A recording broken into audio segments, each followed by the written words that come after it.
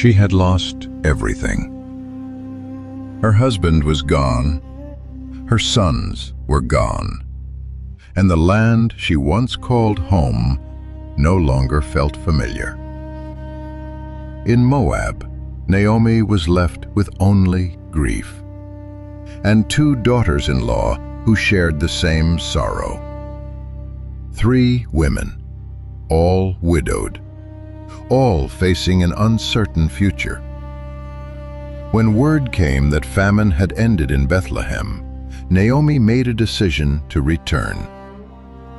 Before leaving, Naomi turned to them.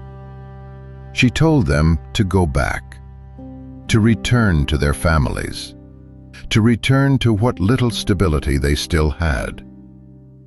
At first, both women refused. They wept. They clung to her.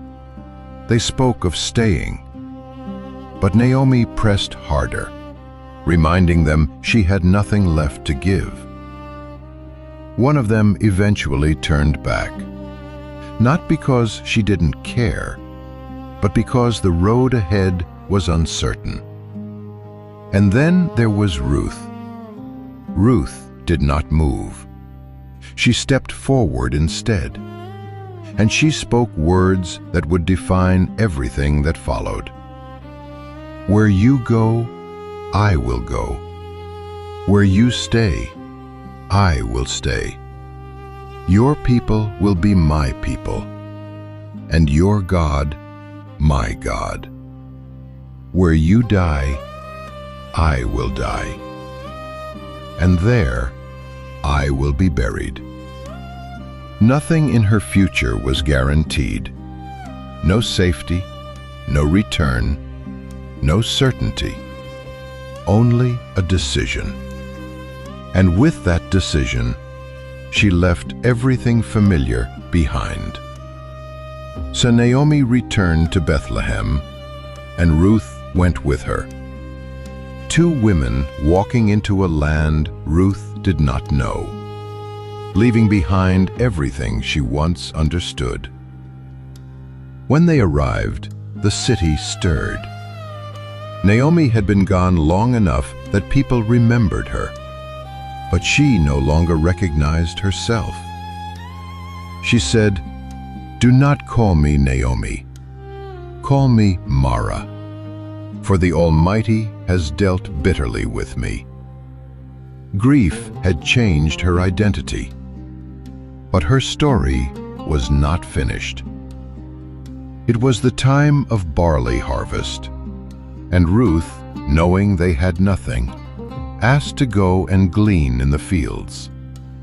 She went out quietly, following behind the harvesters, collecting what was left for the poor and the foreigner. Without realizing it, she entered the field belonging to Boaz, a relative of Naomi's late husband. What seemed ordinary in the moment would become the turning point of her life. Boaz arrived and noticed her. He asked who she was, and when he heard her story, he did not turn her away.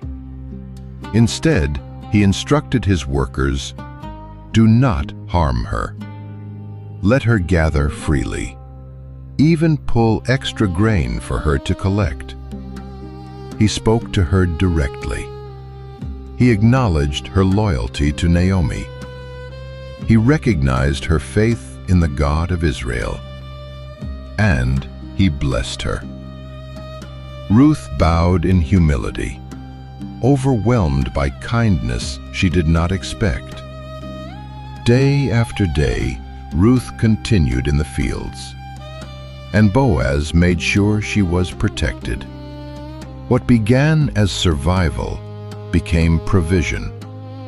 What began in desperation became stability.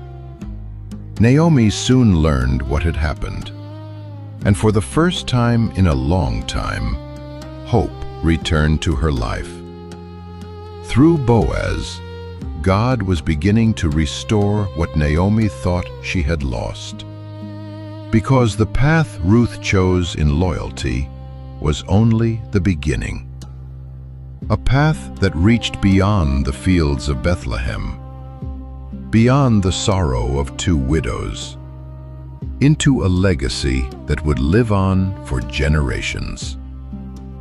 Ruth's story reminds us that faithfulness is never wasted, that love can restore what grief has broken, and often God builds eternal things through ordinary faithfulness. In time, Boaz would redeem Ruth, and from their family line would come King David, a legacy only God could have written.